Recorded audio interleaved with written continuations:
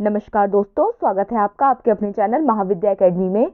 हम मुख्य सेविका के लिए घटना चक्र पब्लिकेशन की बुक को कंप्लीट कर रहे थे, जिसमें हम इस टाइम पढ़ रहे हैं स्वास्थ्य एजेंसियों वाला चैप्टर, जिसमें अभी तक हम WHO, यूनिसेफ और जो आपका लास्ट वीडियो था उसमें हमने यूनिसेफ किया था, यूरोपियन यूनियन किया था, इंटरनेशनल रेड क्रॉस कमेटी और FAO यानी कि फूड एंड एग्रीकल्चर ऑर्गेनाइजेशन को कंप्लीट कर लिया था। आज के वीडियो में हम डैनिडा से स्टार्ट करेंगे। ठीक है, कोशिश रहेगी कि इसी वीडियो में जो आपकी विश्व स्तर पर जितनी भी एजेंसियां काम करती हैं वो कंप्लीट हो जाए और नेक्स्ट वीडियो में हम राष्ट्रीय एजेंसियां कंप्लीट कर लेंगे। ठीक है, चलिए स्टार्ट करते हैं डैनिडा से। देखिए, डैनिडा शब्द डेनमार्क डेवलपमेंट कॉर्पोरेशन के लिए प्रयोग किया जाता है। यानी कि डैनिडा का क्या मतलब है? डैनिडा का मतलब है डेनमार्क डेवलपमेंट कॉर्पोरेशन। ठीक है, कि किसका फुल फॉर्म है? डैनिडा का। ये याद रखिएगा कि डैनिडा का फुल फॉर्म क्या है? Denmark development corporation. ठीक है, जो डेनमार्क के विदेश मंत्रालय के तहत कार्यरत संगठन है। ये आप सिर्फ पूछा आपसे नहीं जाएगा, बस एक बार अपने दिमाग में रख लीजिए क्या कि ये डैनिडा क्या है? डैनिडा क्या है? डेनमार्क के विदेश मंत्रालय के तहत कार्यरत एक संगठन है। डैनिडा डेनमार्क डेवलपमेंट कॉर्पोरेशन के लिए योजना कार्यान्वयन एवं गुणवत्ता आश्वासन आदि की जिम्मेदारी निभाता है। जो आपका डैनिडा है, ये क्या करता है? ये डेनमार्क डेवलपमेंट कॉर्पोरेशन, ठीक है, के लिए योजना यानी कि प्लानिंग, कार्यान्वयन यानी कि इम्प्लीमेशन, ठीक है, इम्प्लीमेंटेशन एवं गुणवत्ता आश्वासन यानी कि क्वालिटी अश्योरेंस आदि की जो जिम्मेदारी है, ये किसकी है? ये है डैनिडा की। इसमें जो एक चीज इंपॉर्टेंट है वो याद रखिएगा, डैनिडा का फुल फॉर्म। ठीक है, आगे देखिए, आगे क्या है? आगे दिया है डैनिडा शब्द वर्ष 1963 में आया, जो डैनिश इंटरनेशनल डेवलपमेंट एजेंसी का संक्षिप्त रूप है। बाद में यह डैनिश इंटरनेशनल डेवलपमेंट असिस्टेंट के रूप में सामने आया। ठीक है, देखिए डैनिडा शब्द क्या है? डैनिडा शब्द वर्ष 1963 में आया था, जो किसका संक्षिप्त रूप है? डैनिश इंटरनेशनल डेवलपमेंट एजेंसी का। किसका? डैनिश इंटरनेशनल डेवलपमेंट एजेंसी का संक्षिप्त रूप है डैनिडा। और बाद में ये क्या हो गया? बाद में ये डैनिश इंटरनेशनल डेवलपमेंट असिस्टेंट हो गया। ठीक है, उसके रूप में, यानी कि पहले नाम ये था और बाद में नाम ये हो गया। आगे देखिए, आगे है वर्ष 1971 में जब अंतर्राष्ट्रीय विकास सहयोग अधिनियम को अपनाया गया, तब इसके संगठनात्मक ढांचे की स्थापना की गई। ठीक है, जब 1971 में, वर्ष 1971 में जब अंतर्राष्ट्रीय विकास सहयोग अधिनियम को अपनाया गया था, तब क्या था? तब इसके यानी कि तब डैनिडा का जो संगठनात्मक ढांचा था उसकी स्थापना की गई थी। ठीक है, तो अगर आपसे स्थापना वर्ष पूछेगा तो आप क्या बताएंगे? 1971। किसका? डैनिडा का। आगे देखिए, आगे है 1970 के दशक की शुरुआत में इस संस्था द्वारा केवल गरीबी उन्मुखीकरण पर जोर दिया जा रहा था, लेकिन 1980 के दशक में पर्यावरण, लैंगिक समानता तथा मानवाधिकार को भी महत्वपूर्ण कारकों के रूप में अपना लिया। ठीक है, क्या हुआ था? देखिए 1970 का दशक था, यानी कि जो 1970 के आसपास का टाइम था, उसमें मतलब उसके दशक में शुरुआत में इस संस्था का मतलब फोकस किस में था? खाली मतलब ये डैनिडा है जब ये शुरू हुई थी, ठीक है, तो उसके आसपास जो इसका मुख्य फोकस था वो किस पे था? गरीबी उन्मुखीकरण पे, यानी कि ज्यादा से ज्यादा लोगों को गरीबी जो सीमा रेखा होती है उससे ऊपर लाना। लेकिन 1980 के दशक में जब मतलब 10 साल बाद जब दशक बदला 1980 के आसपास, ये जो डैनिडा है इसने पर्यावरण पर, लैंगिक समानता पर, मानवाधिकार पर भी मतलब अपना फोकस किया। यानी कि ये भी एक बड़े मुद्दे हैं जिन पर इनको फोकस करना चाहिए। इनको बाद में ऐसा लगा, जबकि जो इनका प्रारंभिक उद्देश्य था वो क्या था? गरीबी उन्मुखीकरण था। ठीक है, आगे देखिए, आगे है वर्ष 1990 में डैनिडा विदेश मंत्रालय डेनमार्क के तहत स्वतंत्र इकाई के रूप में स्थापित हुआ। ये लाइन इंपॉर्टेंट है, याद रखिएगा। आपसे पूछा जा सकता है कि डैनिडा किस वर्ष डेनमार्क के तहत स्वतंत्र इकाई के रूप में स्थापित हुआ था? तो ये हुआ था आपका 1990 में। ठीक है, बहुत ज्यादा इंपॉर्टेंट नहीं है, लेकिन इसका स्थापना वर्ष याद रखिएगा। किसके तहत काम करता है, इसका फुल फॉर्म क्या है, ये एक दो चीजें आपको याद रखनी है। आगे देखिए, आगे जो आपकी नेक्स्ट संस्था है, नेक्स्ट जो एजेंसी है वो कौन सी है? ये है अंतरराष्ट्रीय विकास के लिए अमेरिकी एजेंसी। ठीक है, क्या है ये? अंतरराष्ट्रीय विकास के लिए अमेरिकी एजेंसी। ठीक है, क्या है? अमेरिकी एजेंसी। देखिए फर्स्ट पॉइंट क्या है? इसको कहते हैं USAID, देखिए, अंतरराष्ट्रीय विकास के लिए अमेरिकी एजेंसी संयुक्त राष्ट्र अमेरिका की एक स्वतंत्र एजेंसी है जो नागरिक विदेशी सहायता एवं विकास के लिए कार्य करती है। यह विश्व की सबसे बड़ी आधिकारिक सहायता एजेंसियों में से एक है। ये चीज क्या, देखिए देखिए जहां पर भी ये आ जाए विश्व में सबसे बड़ी, सबसे छोटी, सबसे ऊंची, सबसे गहरी, यहाँ जहां पर भी क्या आ जाए, कोई चीज यूनिक आ जाए, तो वहां पर क्या हो जाना है, आपको अवेयर हो जाना है, क्योंकि वो चीजें आपके एग्जाम के लिहाज से, यूपी-SSC के एग्जाम्स के लिहाज से इंपॉर्टेंट हो जाती हैं। देखिए, जो आपके अंतरराष्ट्रीय विकास के लिए अमेरिकी एजेंसी यानी कि यूएसएडीआई है, यूएसएआईडी है, ये क्या है, ये संयुक्त राज्य अमेरिका की स्वतंत्र एजेंसी है जो क्या करती है, नागरिकों के सहायता एवं विकास के लिए कार्य करती है। देखिए, इंपॉर्टेंट यहाँ है, विश्व की सबसे बड़ी आधिकारिक सहायता एजेंसियों में से एक है। कौन सी, यूएसएडीएआईडी। ठीक है, आगे देखिए, आगे है, अमेरिकी कांग्रेस द्वारा 4 सितंबर 1961 को विदेशी सहायता अधिनियम पारित करके यूएस विदेशी सहायता कार्यक्रमों को पुनर्गठित किया तथा आर्थिक सहायता के प्रशासन हेतु इस एजेंसी को अनिवार्य कर दिया। क्या कर दिया, अनिवार्य कर दिया। देखिए, अमेरिकी कांग्रेस द्वारा 4 सितंबर 1961 को विदेशी सहायता अधिनियम पारित करके क्या किया गया, यूएस विदेशी सहायता कार्यक्रमों को पुनर्गठित किया गया तथा आर्थिक सहायता के प्रशासन हेतु इस एजेंसी को अनिवार्य कर दिया गया। किस एजेंसी को, यूएसएआईडी को। आगे देखिए, आगे है, बाद में पूर्व राष्ट्रपति जॉन एफ कैनेडी के कार्यकारी आदेश द्वारा इसे पुनर्गठित किया गया था। किसको, आपसे ये पूछा जा सकता है कि यूएसएआईडी को किसके आदेश के द्वारा पुनर्गठित किया गया था, तो ये किया गया था पूर्व राष्ट्रपति जॉन एफ कैनेडी के आदेश के अनुसार, के आदेश के बाद। आगे देखिए, इसका मुख्यालय वॉशिंगटन डीसी में है तथा इसका आदर्श वाक्य या मोटो क्या है, फ्रॉम द अमेरिकन पीपुल। यह यूएसए का पहला संगठन है जिसका प्राथमिक लक्ष्य दीर्घकालीन सामाजिक आर्थिक विकास था। देखिए, ये आपका जो पैरा है ना, ये वाली जो आपकी एक पॉइंट है, ये बहुत इंपॉर्टेंट है। पहली बात तो आपसे ये पूछा जा सकता है कि यूएसएआईडी का मुख्यालय यानी कि हेडक्वार्टर कहाँ है, तो ये कहाँ पर है, कहाँ पर है, ये है आपका वॉशिंगटन डीसी में। ठीक है, दूसरी चीज आपसे पूछी जा सकती है कि यूएसएआईडी यानी कि अंतरराष्ट्रीय विकास के लिए अमेरिकी एजेंसी का क्या है, मोटो क्या है, आदर्श वाक्य क्या है, तो ये है फ्रॉम द अमेरिकन पीपल। ठीक है, और आपको दूसरी चीज ये भी याद रखनी है कि ये संयुक्त राज्य अमेरिका या यूएसए का ऐसा पहला संगठन है, ठीक है, यूएसए का ये ऐसा पहला संगठन है जिसका प्राथमिक लक्ष्य यानी कि जो उसका प्राइमरी फोकस है वो क्या है, दीर्घकालीन सामाजिक आर्थिक विकास। देखिए, अब तक आपने जितनी एजेंसियां पढ़ी हैं सबका क्या था, मुख्य फोकस स्वास्थ्य पे था, लेकिन ये क्या है, ये संयुक्त राज्य अमेरिका की ऐसी पहली एजेंसी है जिसका जो लॉन्ग टर्म गोल था वो क्या था, सामाजिक आर्थिक विकास यानी कि सोशल इकोनॉमिक डेवलपमेंट। ठीक है, आगे देखिए, आगे है, इसकी स्थापना 3 नवंबर 1961 को हुई थी। आपसे इसका स्थापना वर्ष, ठीक है, इसका कार्यालय, ध्येय वाक्य, ये 3 चीजें इंपॉर्टेंट है, याद रखिएगा। और जो इसके यूनिक चीजें हैं कि ये पहला ये है या स्वतंत्र एजेंसी है, ये सब चीजें भी याद रखिएगा। देखिए, जहां पर आपको लगेगा ना कि आप चीजें भूल जाएंगे, वहां पर, क्योंकि ये चैप्टर ही ऐसा है, इस चैप्टर में बहुत सारे फैक्ट्स हैं, तो इस चैप्टर के आपको नोट साथ ही साथ जरूर बनाते जाने चाहिए। क्योंकि आप देखिए, आप क्या है, कॉन्सेप्ट याद रख लेते हैं, लेकिन जो तारीखें होती हैं, जो डेट्स होती हैं, वो आपके दिमाग से भूल जाती हैं अगर आप उसको बार बार रिवाइज नहीं करते हैं। तो इस चैप्टर को पढ़िए और साथ ही साथ इसके नोट्स बनाते जाइए, क्योंकि ये चैप्टर इंपॉर्टेंट है। इस चैप्टर से किसी भी हाल में आपके 3 से 4 क्वेश्चन जरूर आएंगे। ठीक है, देखिए, इसकी स्थापना 3 नवंबर 1961 को हुई थी। किसकी, यूएसएडीआई की स्थापना कब हुई थी, 3 नवंबर 1961 में।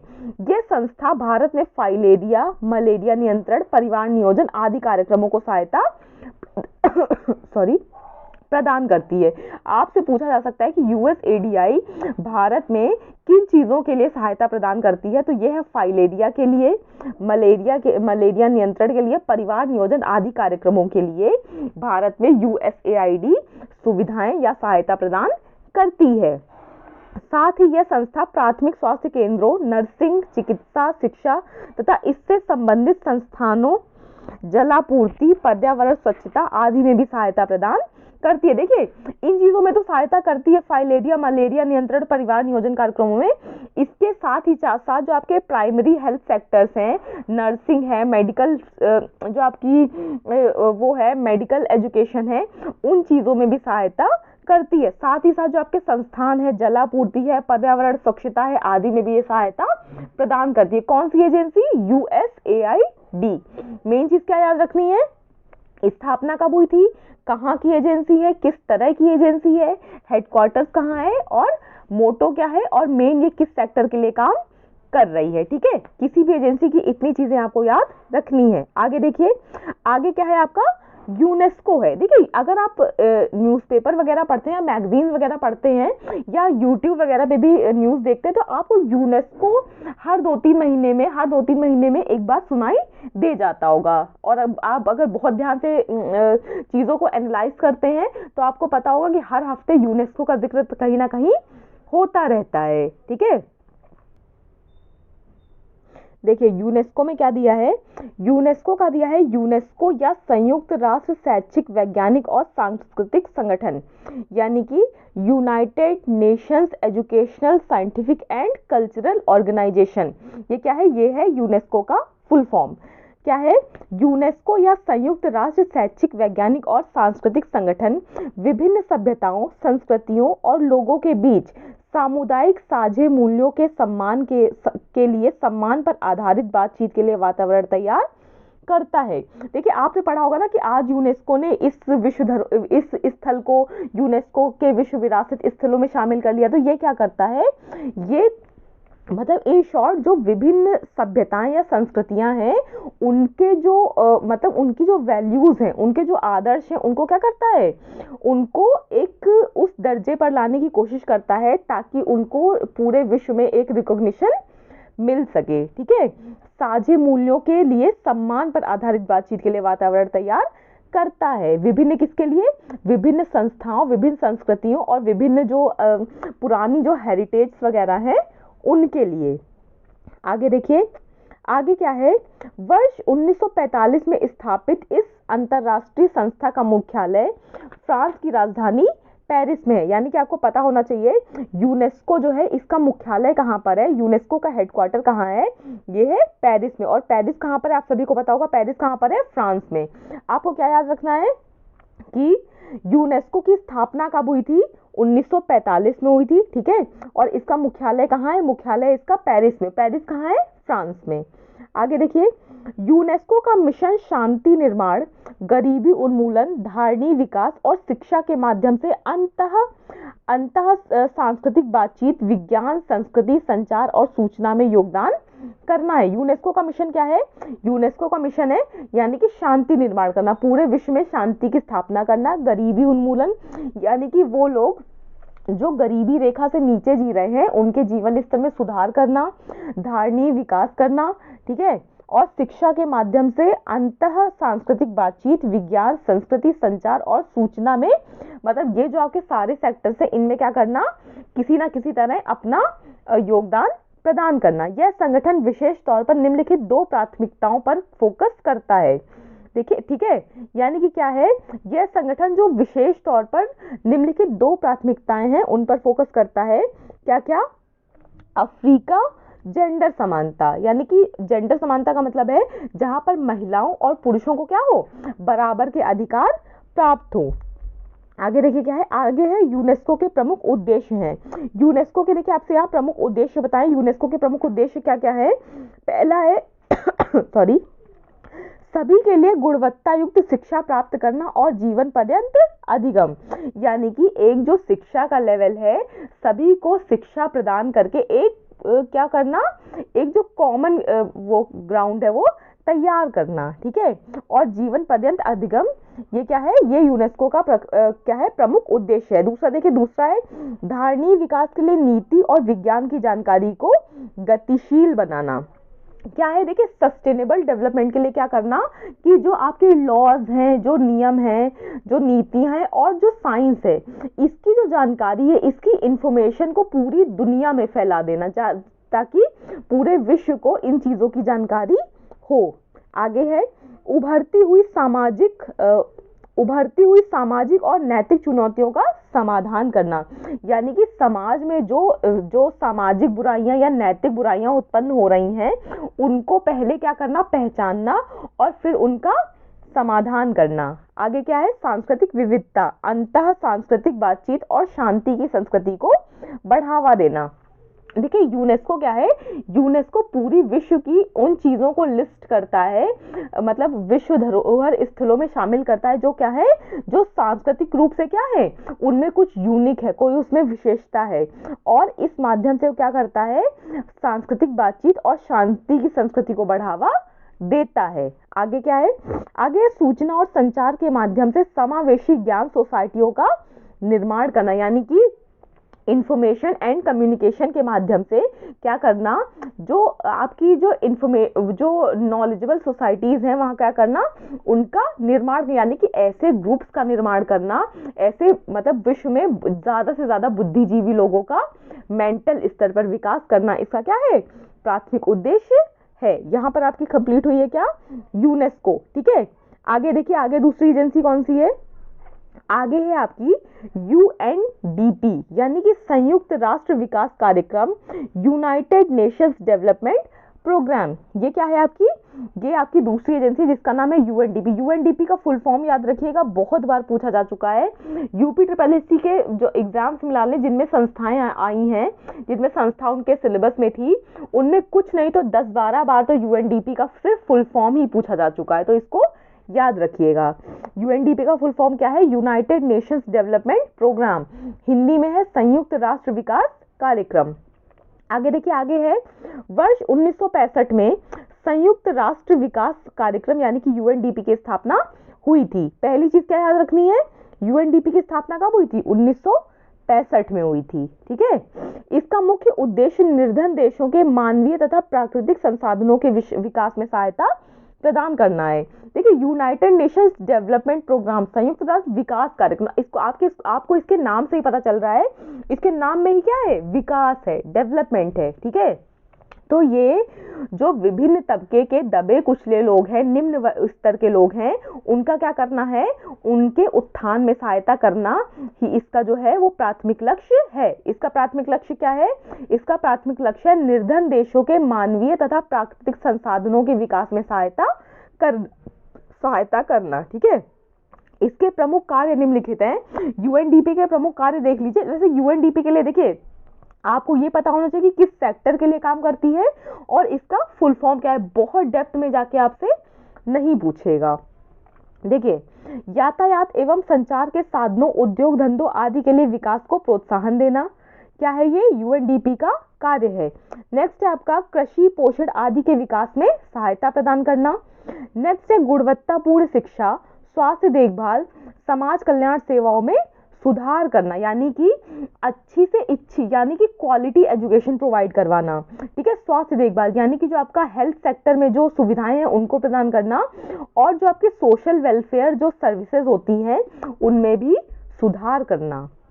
आगे देखिए, लास्ट क्या है, लास्ट है इसका ग्रामीण स्वास्थ्य देखभाल में सहायता प्रदान करना, यानी कि जो गांव वगैरह के लोग हैं, जो रूरल मतलब जो मेडिकल एजेंसीज हैं, वो क्या है, उनके पास पहली बात तो डॉक्टर्स नहीं होते, स्टाफ नहीं होता, और अगर होता भी है तो वहाँ के अस्पतालों वगैरह में, वहाँ के जो स्वास्थ्य केंद्र हैं उनमें दवाइयाँ ही उपलब्ध नहीं होती हैं। तो इस तरह की भी मतलब वहाँ के लोग मतलब इस तरह की जाँच करना, और जो स्वास्थ्य केंद्र वगैरह हैं या गाँव में जो भी एजेंसीज होती हैं मेडिकल सेक्टर के लिए, मेडिकल सुविधाएं उपलब्ध कराने के लिए, उनकी देखभाल करना और उनको चीजें मुहैया कराना, ये किसके कार्य हैं, ये सब कार्य हैं आपके यूएनडीपी के, यूनाइटेड नेशंस डेवलपमेंट प्रोग्राम के।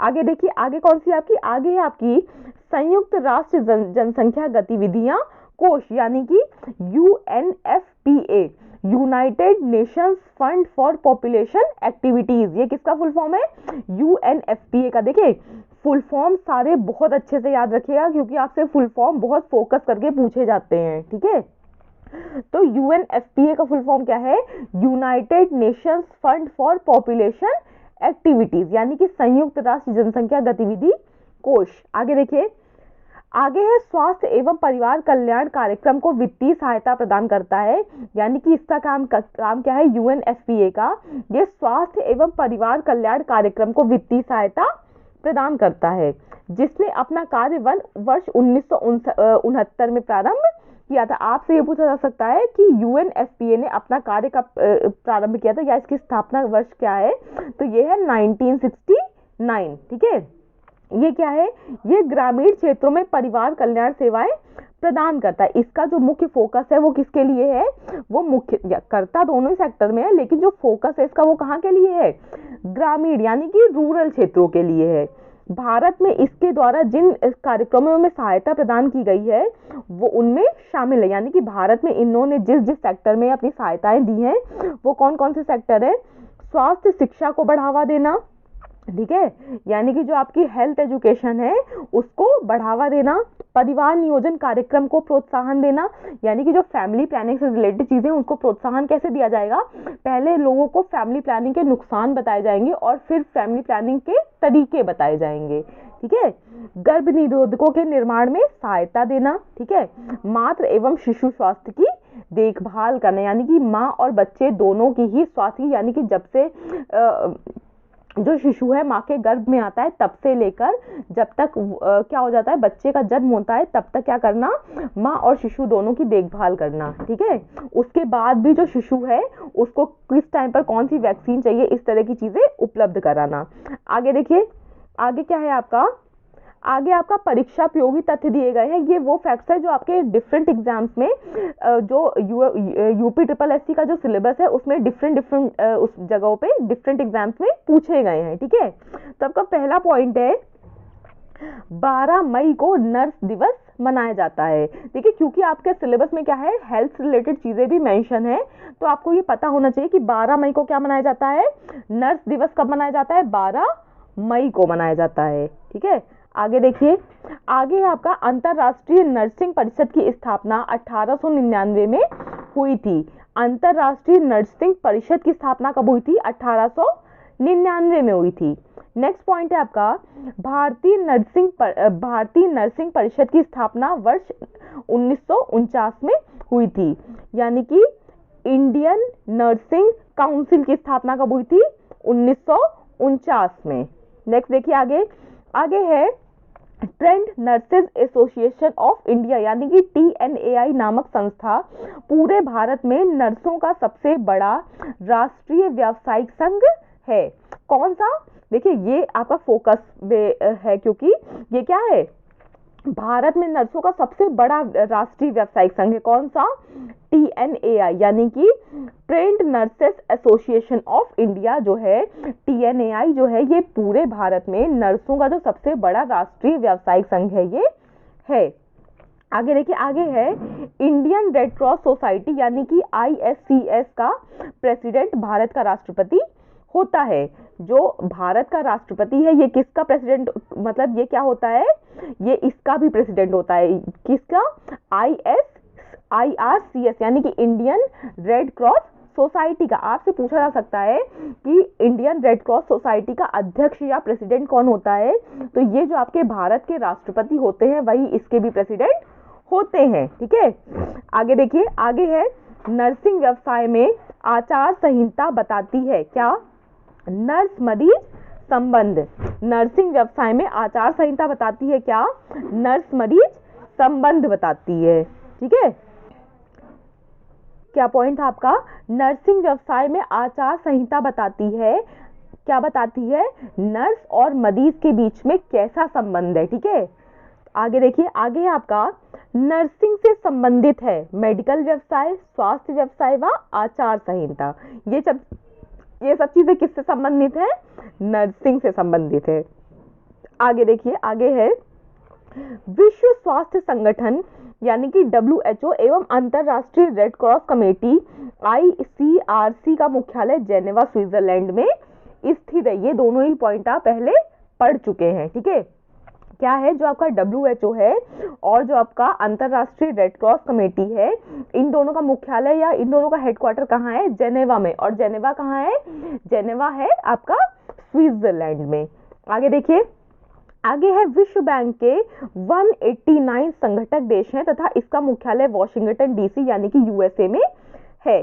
जो पूरा जो विश्व बैंक है, जो वर्ल्ड बैंक है, इसके सदस्य देश कितने हैं? इसके सदस्य देश हैं 189 सदस्य। ठीक है, विश्व बैंक के कितने सदस्य देश हैं? 189। और जो वर्ल्ड बैंक यानी कि विश्व बैंक का जो मुख्यालय है, जो इसका हेडक्वार्टर है, वो कहाँ पर है? वो है वॉशिंगटन डीसी यानी कि यूएसए में।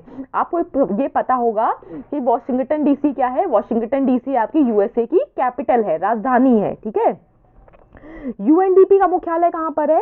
यूएनडीपी आपने अभी देखा था ना, UNDP United Nations Development Programme, इसका मुख्यालय कहाँ है? इसका मुख्यालय है न्यूयॉर्क में। देखिए, इस चैप्टर के नोट्स बनाना आपके लिए बहुत ज्यादा जरूरी है, नहीं तो आप ये चैप्टर आगे पढ़ते हुए भूल जाएंगे। या तो इसके नोट्स बना लीजिए या इसी वीडियो को कम से कम 5-6 बार एक एक 2-2 दिन रुक कर देख लीजिएगा। ठीक है, तो आपको चीजें याद हो जाएंगी। लेकिन अगर आप नोट्स बना लेंगे तो सबसे ज्यादा आसान रहेगा, क्योंकि देखिए वीडियो देखने, जब आपका एग्जाम एकदम पास हो जाता है ना, तब आपके लिए पूरा वीडियो देख पाना पॉसिबल नहीं होता है। आगे देखिए, आगे है आपका वर्ल्ड बैंक, जो आपकी नेक्स्ट एजेंसी है, जो आपका नेक्स्ट स्वास्थ्य संस्था है, वो कौन सी है? विश्व बैंक है। देखिए क्या दिया है विश्व बैंक के बारे में। विश्व बैंक क्या है? World bank. विश्व बैंक संयुक्त राष्ट्र का एक विशिष्ट अभिकरण है। ये क्या है? जो आपकी वर्ल्ड बैंक है, ये यूनाइटेड नेशंस का एक विशिष्ट अभिकरण है। इसकी स्थापना 1944 में हुई थी। आपको ये याद रखना है, ये बहुत इंपॉर्टेंट है कि विश्व बैंक की स्थापना कब हुई थी। विश्व बैंक की स्थापना हुई थी आपकी 1944 में, 1944 में। इसका मुख्य उद्देश्य अल्प विकसित एवं गरीब देशों की सहायता करना है। जो आपका वर्ल्ड बैंक है, इसका मुख्य उद्देश्य क्या है? जो अल्प विकसित और गरीब देश हैं, यानी कि जो अपने विकास की प्रक्रिया में धीरे धीरे बहुत धीमी गति से आगे बढ़ रहे हैं वो, और जो गरीब देश हैं उनकी सहायता करना, ताकि वहां के लोग भी एक मतलब जो अच्छा जीवन है वो जी पाए। आगे देखिए, आगे है विश्व बैंक व्यक्तियों के जीवन स्तर को ऊंचा उठाने में मदद करता है। भाई देखिए, जब गरीबी उन्मूलन पे काम करेगा, स्वास्थ्य पे काम करेगा, तो ये इनडायरेक्टली कर क्या रहा है? जो लोग हैं उनके जीवन स्तर को ऊंचा उठाने में मदद कर रहा है। ठीक है, आगे देखिए, आगे है विश्व बैंक द्वारा सहायता प्राप्त करने वाली परियोजनाओं में शामिल है यातायात, रेलवे, परिवार नियोजन, शिक्षा, कृषि, स्वास्थ्य कार्यक्रम आदि। यानी कि जो आपका वर्ल्ड बैंक है, ये जिन जिन सेक्टर्स में काम करता है, वो सेक्टर कौन से हैं? सेक्टर है आपके यातायात यानी कि ट्रैफिक से रिलेटेड, रेलवेज, परिवार नियोजन यानी कि फैमिली प्लानिंग, कृषि, एग्रीकल्चर, एजुकेशन, शिक्षा, स्वास्थ्य कार्यक्रम यानी कि जो आपके हेल्थ प्रोग्राम्स होते हैं। इन सभी सेक्टर में पूरे विश्व भर में जो आपका वर्ल्ड बैंक है, ये उनके लिए काम करता है, इन सभी सेक्टर्स में। ठीक है, तो ये सारे आपके किसके काम है? ये है आपके वर्ल्ड बैंक यानी कि विश्व बैंक के कार्य। आगे देखिए, आगे आपका केयर, इस संस्था का नाम ही क्या है? केयर है। C for cooperation, A for American, R for relief and E for everywhere, यानी cooperative for American relief everywhere. ये किसका फुल फॉर्म है? केयर का फुल फॉर्म है। याद रखिएगा, फुल फॉर्म बहुत ज्यादा इंपॉर्टेंट है। ठीक है, केयर का फुल फॉर्म क्या है? Cooperative for American relief everywhere. देखिए, वर्ष 1945 में केयर की स्थापना हुई थी। केयर की स्थापना वर्ष क्या है? ये आपका 1945। देखिए, वर्ल्ड बैंक कब बना था? 1944 में बना था। उसके एक साल बाद क्या बन गया था? केयर बन गया था। ठीक है, इस संस्था का मुख्य लक्ष्य गरीब तथा असहाय व्यक्तियों को खाद्य सामग्री की आपूर्ति करना है। जो आपकी केयर है, केयर संस्था है, इसका जो मुख्य लक्ष्य है क्या है? ये जो गरीब लोग हैं, असहाय लोग हैं, जिनकी कोई सहायता करने वाला नहीं है, जिनका कोई सहारा नहीं है, जो अपनी जीविका मतलब जीविकोपार्जन में या अपनी आय उत्पन्न करने में समर्थ नहीं है, उनके लिए क्या है? ये खाद्य सामग्री को उपलब्ध कराना इसका मुख्य लक्ष्य है। देखिए, केयर भारत में जून 1946 में आया, जब इसके संस्थापक लिंकन क्लार्क थे ने नई दिल्ली में विदेशी मामलों के कार्यालय में केयर बेसिक एग्रीमेंट पर हस्ताक्षर किए थे। देखिए, आपके भारत के संदर्भ में ये पूछा जाएगा ना, तो इसलिए आपका ये पॉइंट क्या है? इंपॉर्टेंट हो जाता है। आपसे पूछा सकता है कि जब केयर जो आपकी संस्था है, ये जब भारत आई थी, उस समय इसके संस्थापक कौन थे? मतलब किस सन में आई थी? तो ये आई थी 1946 में, जून 1946 में। इसके संस्थापक कौन है? इसके संस्थापक हैं आपके लिंकन क्लार्क। मतलब जब ये जून 1946 में आया तो इसके जो संस्थापक थे लिंकन क्लार्क, इन्होंने क्या किया था, इन्होंने नई दिल्ली में विदेश मामलों के कार्यालय में केयर एग्रीमेंट पर हस्ताक्षर किए थे। किस पर हस्ताक्षर किए थे? केयर बेसिक एग्रीमेंट पर। ये याद रखिएगा। केयर के जो संस्थापक है वो कौन है? लिंकन क्लार्क है। ये भारत में कब आया था? जून 1946 में आया था। इसकी स्थापना कब हुई थी? ये याद रखना है। और केयर का फुल फॉर्म क्या है? Cooperative for American relief everywhere, ये याद रखना है। आगे देखिए, आगे है 6 मार्च 1950 को खाद्य आयात की इंडो केयर समझौते के बाद इसका विधिवत कार्य प्रारंभ हुआ था। देखिए 6 मार्च 1950 को खाद्य आयात की जो इंडो केयर समझौते होते हैं, ठीक है, यानी कि इंडो मतलब उसमें जितने भी देश आते हैं और केयर, इन दोनों के बीच में एग्रीमेंट हुआ था। इसके बाद से इसका क्या हुआ था? विधिवत जो इसका कार्य होता है वो शुरू हुआ था। आगे देखिए, इस संस्था ने भारत में स्कूलों के बच्चों को मिड डे मील के रूप में भोजन उपलब्ध कराता है। यानी कि ये इसका मेन उद्देश्य क्या है? इसका मेन उद्देश्य गरीब एवं असहाय व्यक्तियों को खाद्य सामग्री की आपूर्ति करना। ये क्या है? ये केयर का मेन आपका ऑब्जेक्ट है। तो इसने भारत के जो बच्चे हैं उनको किस रूप में भोजन उपलब्ध कराया?